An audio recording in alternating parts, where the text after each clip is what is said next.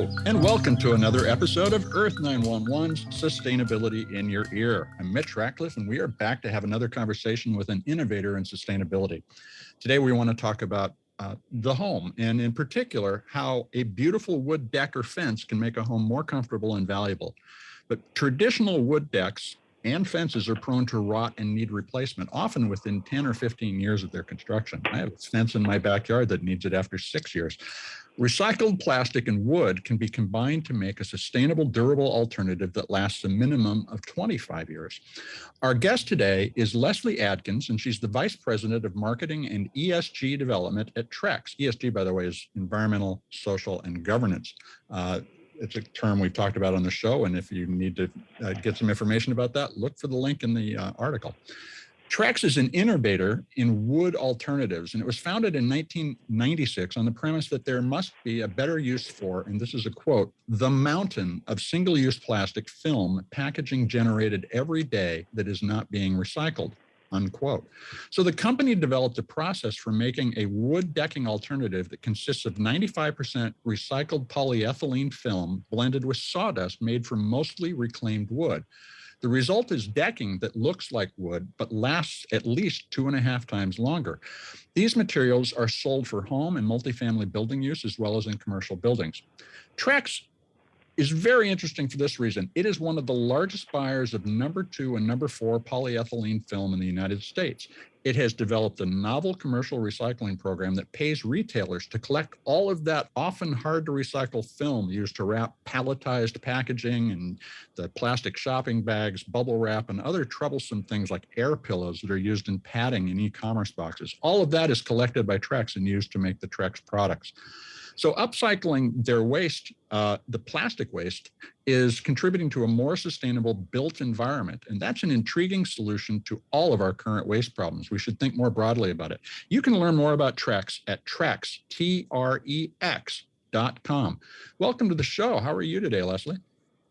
I'm very well. Thank you so much for that intro. Well, thank you for joining us. I genuinely appreciate you taking time to talk with our audience. I read in your most recent sustainability report and I want to ask a question. Does Trex consider itself to be a recycler as much as an engineering company? How did Trex build a recycling collection network with 18,000 collection points? Well, I'll answer the first part of that. Yes, we absolutely consider ourselves to be a recycling company as well as an engineering company. Mm-hmm. And as to how we built the network that helped us become one of the largest recyclers of plastic film was with purpose and over time, because Trex has actually been around almost 30 years from the very start, and was always founded on turning recycled waste into something that would be beautiful and lasting and functional for homeowners on decks and so forth. Well, it's interesting because in my mind, Trex represents a company that really has embraced circularity to the utmost degree. You see all of this material lying around, you found a new use for it. And in particular, you focused on not just recycling, but upcycling the old wood. How did the founding team, I guess is the right way to ask the question, sure, come to recognize that there was this huge resource lying around that could be, to use the phrase, mined for a better outcome? So it's a fascinating story.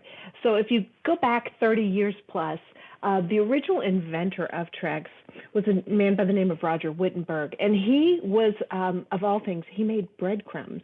And so to make breadcrumbs, he was using stale bread that would come in from, I'm not sure where he got it, but it comes in and it was in bread bags. So he'd use the bread, and he kept piling up all of these plastic bags. And he was the one who's like, there's got to be a better way. So he innovated and worked and invented a rudimentary method of taking that and turning it into something new. And he was making benches or something. Ultimately, fast forward, Mobil Corporation hired Roger in this invention, and they started turning it into decking. And it was originally called Timbrex back in the day. Mm-hmm. And then some of the leaders who ultimately spun off of Mobile, four gentlemen who spun off and made it the Trex company, and we've been doing decking ever since. So it's really is rooted in that. And so many companies, are rushing to try and find ways to use recycled content, whereas that's how we actually started. So we sort of, green is in our DNA, we'll say. So Trex really has some impressive recycling and sustainability results. Just in 2020, you diverted 362 million pounds of polyethylene film from landfills. That's right. 547 million pounds of reclaimed wood. It sounds like the key to your growth is continuing to get access to more recycled materials. Is that looking like an easy journey, or is it going to be hard to keep gathering enough to make more Trex product? Well, that's an interesting challenge that we face because we are on quite a growth trajectory. And the more we grow, the more recycled content we need. And you couple that with the fact that ESG pressures for other companies around the world have everyone scrambling to try and find recycled content. So we find a lot more competition for the typical recontent that we've been using for decades. But that's where we couple our recycling expertise along with our engineering expertise, and we're trying to find, continue leveraging the pathways that we have for recycled content, but we're always looking for what's the next path. Like, what's the next recycled plastic film that's not being recycled right now that we could help solve a problem for? So in the worst case scenario, I assume you would fall back to using virgin plastic or wood, but it sounds like you'd consider that a failure. Is that the case? We would not like that at all. It would be completely counter to who we are and who we've always been. So, as our growth path continues, will the numbers shift slightly? Yes, but more than likely they will until we find the next great pathway of, whether it's agricultural film or municipality film that is collected or manufacturing waste, that sort of thing. But we're out there. Our team is quite adept at finding these channels and building the relationships and making sure we have a growth path. So you started with the sustainability innovation and you continue to develop these more efficient processes for collecting material and so forth. But your success is certainly built on the consumer satisfaction with the product. How did Trex get people to think about a wood alternative and grow to $881 million in sales in 2020? What's the key to getting people to consider a sustainable alternative? Is it that it's sustainable, or is price, performance, and convenience first and foremost? Well, if you've ever owned a wooden deck, and I have, and you've had to refinish it, or you've gotten splinters from it, and use the chemicals that are required to, sand and stain it. I remember my husband and I early on had a wood deck, and we did that, and we were like, oh, we never want to do this again. So really, it was meant to solve a problem out there that, maintaining your deck rather than being able to use it. And that's one of the things that Trex absolutely solved in the early days, that you didn't have to sand, stain, or refinish it. Unfortunately, the early generation product didn't solve all the ills. You could get it in any color so long as it was gray. So we've certainly evolved and developed along the aesthetics side as well. The holy grail is make it look like wood, but without any of the pitfalls of wood or the hard labor involved with a wood deck. And also it's much, much more lasting. So I'm proud to say that today our 2021 earnings have been released, so I can share that we are now over $1 billion company. And we have products that have a range of colors that you are also guaranteed to resist fading and staining for 25 years, and that they will perform for 25 years. So it's a really great offering for people who want to have outdoor living environments. And that's a big, huge trend that's continued to grow over time. And having a sustainable option that is both high performance and low maintenance, that's really the sweet spot in which we play. I was surprised when reading the product lifecycle analysis that you did in 2019 when you compared treated lumber to Trex product. You found that treated lumber produces 73% more CO2 equivalent emissions than the same amount of Trex decking, even though Trex decking requires 43% more fossil fuel to make. How does that work? Can you break down roughly how wood carries a higher carbon footprint than a recycled wood and plastic product? Yes, I'll try to reduce this to layman's terms because I am not a scientist. But you start first with how long does it last? And so over the same period of time, you would have 2 to 2.5. You'd have to rebuild a wood deck 2 to 2.5 times to equal the longevity you get with Trex. So if you just think about that, the number of materials used, Okay. the amount of output, that's a huge portion of it. Secondly, when you dispense with an old wooden deck, and let's say it ends up in a landfill, it does contribute to greenhouse gases.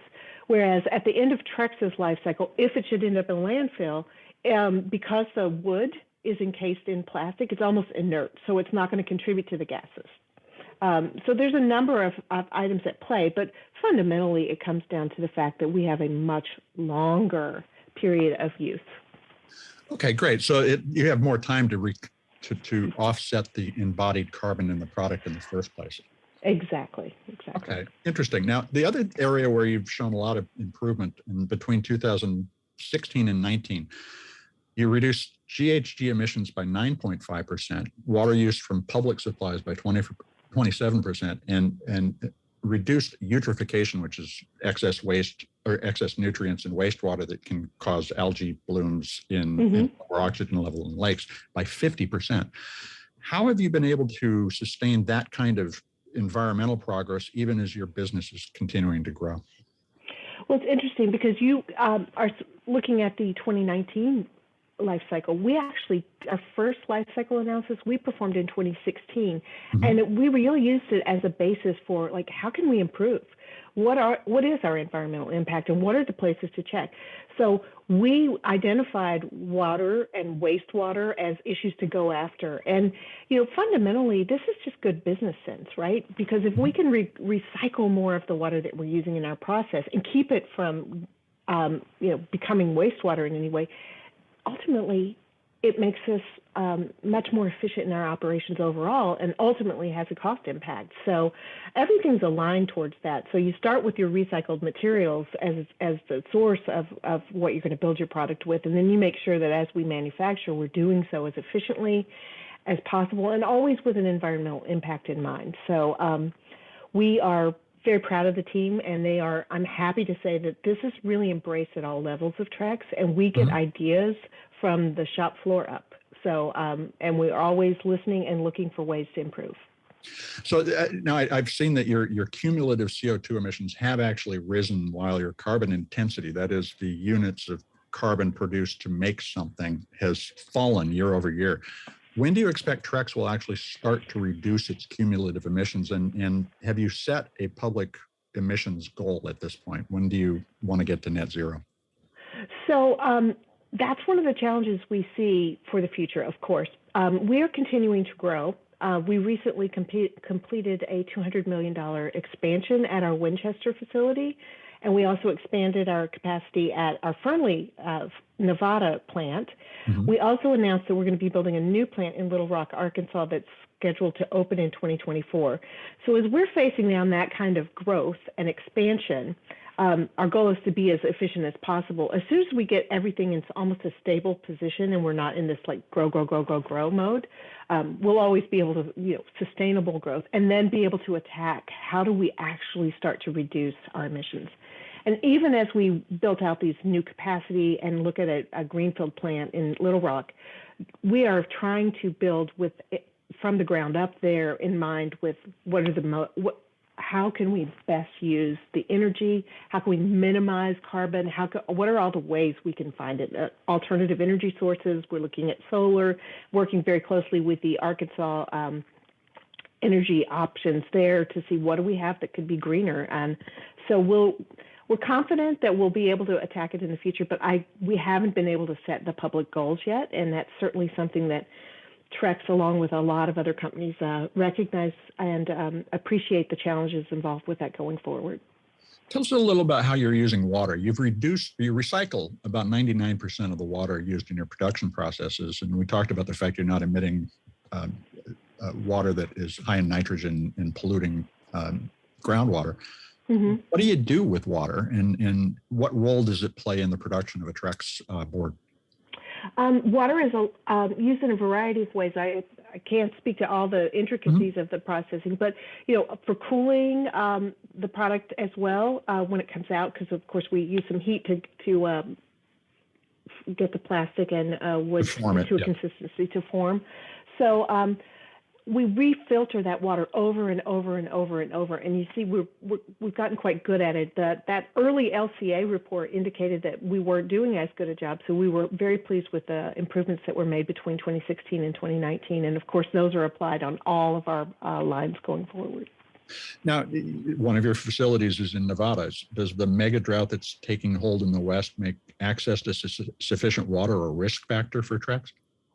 I would assume it's a risk factor for us as much as it is for anybody else. Because we are able to reuse our processed water so much, we're not huge. We don't consume huge amounts on an annual basis, I should say. So I feel like we're doing the best we can. It is a risk. It was interesting when I was reading your questions before I reached out to our team. I'm like, hey, guys, what is this? And they said, we haven't encountered any issues yet, but it's certainly something we'll be keeping a keen eye towards.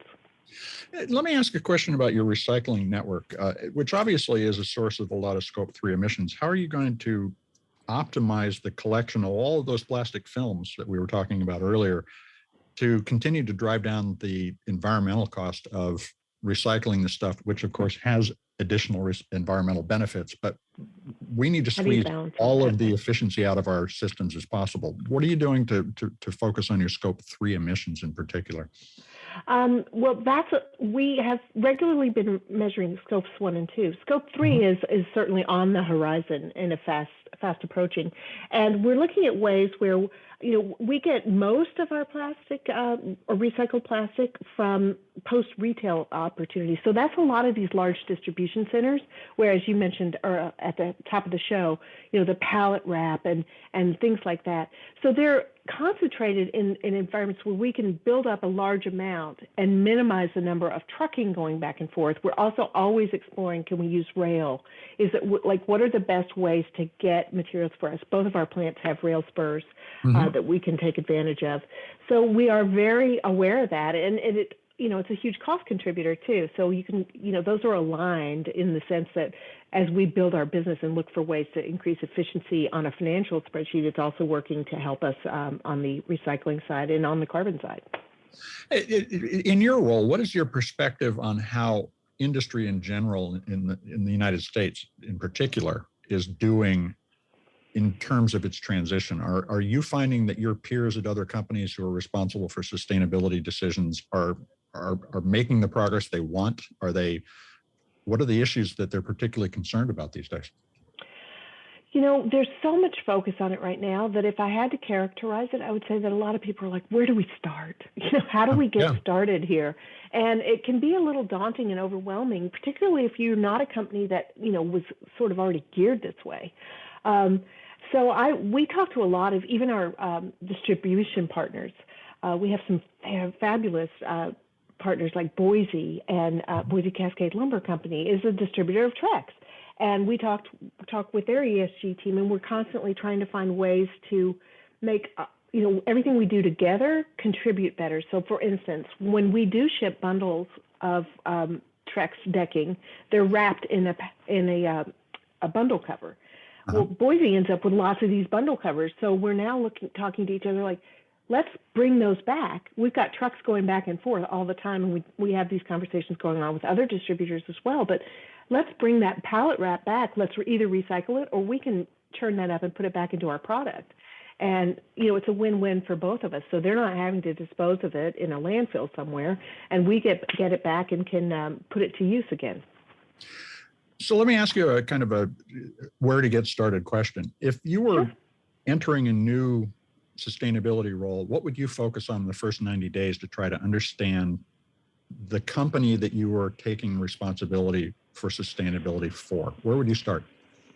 I think I'd start with, what are the raw materials? What is the process? Do we have good data sets? We've been working on ESG. In June, we'll be releasing our 4th annual report.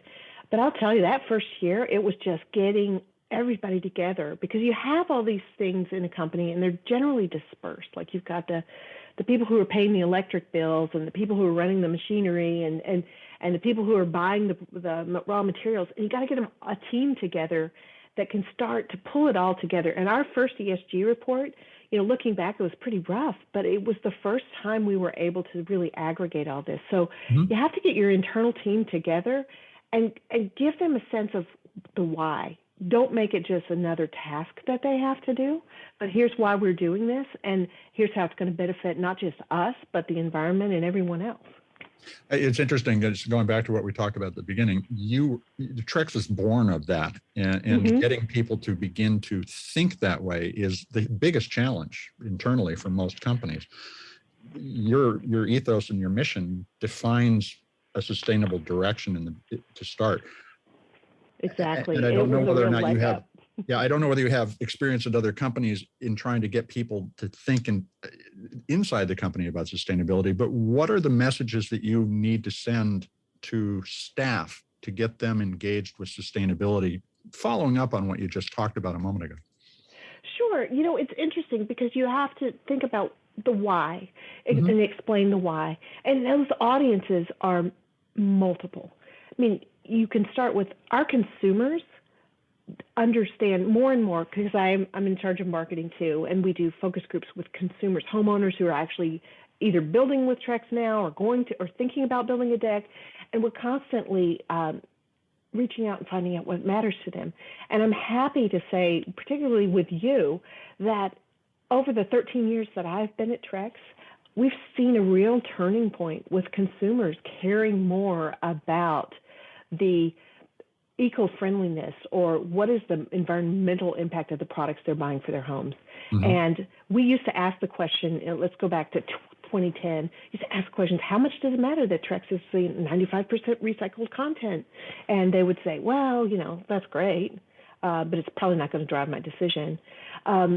We found by 2017, 18, if we wouldn't ask the questions, consumers in the room would say, what's this made of? Is it recycled? Is this environmental friendly? And it was fabulous. It's been a great arc to follow. So you start with, this is what our consumers, the ultimate end users of our product, demand. Then as a public company, investors, just the incentive posed by the investors asking the questions and demanding it of companies is driving a lot of change. And so you start to pull all that together, and then you've got a group of employees, that probably care as well. I mean, at Trex, of course, it's in our DNA. It's been part of who we are all along. So we certainly have attracted that. But I imagine that at most companies, if you ask the people who actually work there, this kind of stuff matters, and it makes you feel better about what you're doing every day. Yeah, I think that's so important, is just to tie people's perception to what their customers are going to ultimately determine about the value of what they do. And that's something we tend to insulate ourselves from personally, because it's taking a lot of responsibility. But this responsibility is being recognized across the entire economy now. So you have to get on board, or you're going to lose customers. Exactly. And so we're lots of companies are jumping on this bandwagon. We were fortunate that, the E in ESG has always been a part of us. So, it was much harder for us, honestly, on the social and governance side to really look at the areas where we have to make a lot of improvements and changes going forward. So let me ask you a couple of practical questions, and these have come in from folks asking questions generally. If somebody's working with a contractor, does that contractor need any special knowledge to use a Trex product? I would not, definitely not. And in fact, a homeowner can build with it. It works. The workability of Trex decking is very, very similar to wood. You use the same tools. You buy screws that are particularly meant for composite decking. Trex, of course, has fasteners as well. You can have hidden fasteners, that sort of thing. But it's very typical construction. There's not really anything different. You cut it with saws the same way. So it's really lovely in that regard. And frankly, for a DIYer, it's a very easy job to do. And at the end of the life of the product, and I know that most of it hasn't reached that yet, but when it does, what will somebody be able to do with the boards? Do you have a program to take everything back and reprocess it? Boy, Mitch, I wish we did. If you think about just the distribution of getting Trex from our plants out through a distribution network to retailers, and then it's dispersed even further into homes, I think the logistics channel of how do we recapture that is the biggest challenge. The reality is that we can absolutely regrind that and use it again.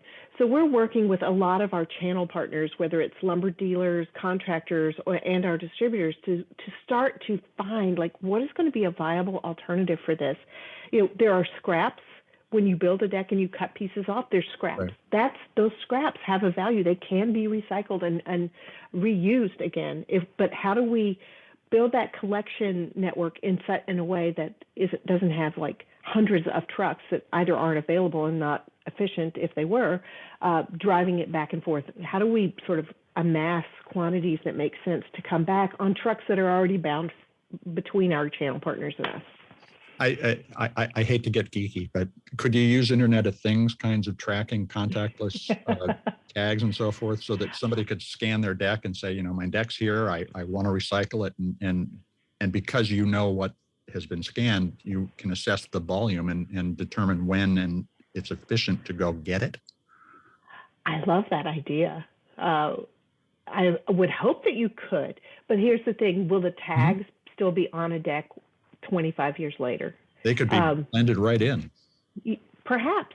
You know, that's an interesting idea and something we can certainly, I know we have teams focused on what's the right way to do this going forward.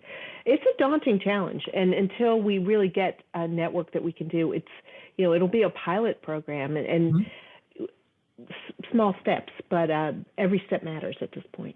And that's exactly the point. We have to take some steps in order to learn so that we can take more steps. Right.